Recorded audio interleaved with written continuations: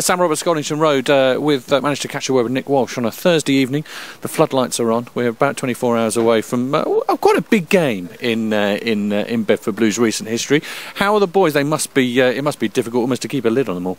Obviously, we've only trained once this week so far, and the boys, were a little bit sore because it was only a couple of days to turn around. But the boys trained really well on Tuesday, and really looking forward to it. I think it is a massive game for us. I think London Welsh potentially bring an even greater challenge in Worcester, and so we'll have to be on our game. From a person who hasn't played a huge amount under spotlights, and I don't think many people listening will have done, is there a difference? Is there something that you sort of prepare under spotlight and under floodlights? Not really. I suppose things like, for example, the forwards with restarts, just getting used to it. The ball sort of goes up out the lights and comes back in. Back three players catching high balls, line-outs, throwing sometimes a line-outs under the lights. So there is a bit of a glare, but it's not too bad. It's not too bad.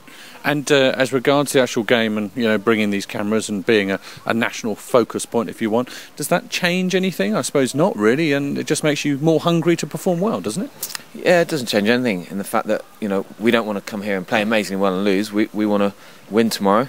Is first of all, if we can play well, then that's great. Because it does put players in the spotlight a little bit. You don't know who's going to be watching, and hopefully there will be a lot of people watching on Sky, and we want to put a good performance on for Bedford, so that people say they're a good side and stuff. But if we won 3-0, I would be delighted. But obviously, we for the players and stuff and the club and everything, it's great, and we want to put on a good performance tomorrow. But as I said, I'll take 3-0, and sorry everybody, but I'll take 3-0. You've probably been in the selection meeting as it is, and it brings to the front one of these questions and on one of these points that I think management probably doesn't get enough credit for. There's a lot of people who obviously will want to play tomorrow night, but yet only 15 can. And we've talked as well about the strength and depth and the good players we've got in and around the squad, as it were. Is that one of the most challenging things of your job at the moment, trying to keep everyone happy? Yeah, definitely. We went through a stage where we had a few injuries, so we couldn't really change things too much. And but now, and we went through a few stages recently in the backs where we were struggling to put virtually an 8 out, 10 out. So we had to go with two backs on the bench.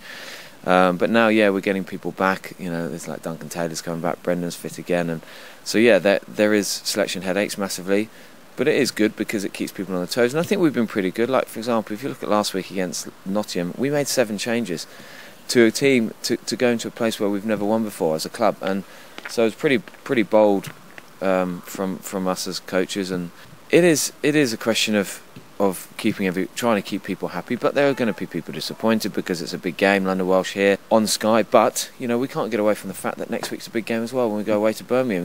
There's no point putting in a good performance this weekend on Friday night and then playing badly the weekend after. So next week's a massive game as well. Other people will get chances next week, so I know it has that extra incentive, and the fact that it's on Sky and is London Welsh, and there'll be a good crowd here. But it's just another game. Without being a cliche coach, it is just another game in the season which we need to win. Well, enjoy it, and I'll see you later. Okay, thanks, mate. See you.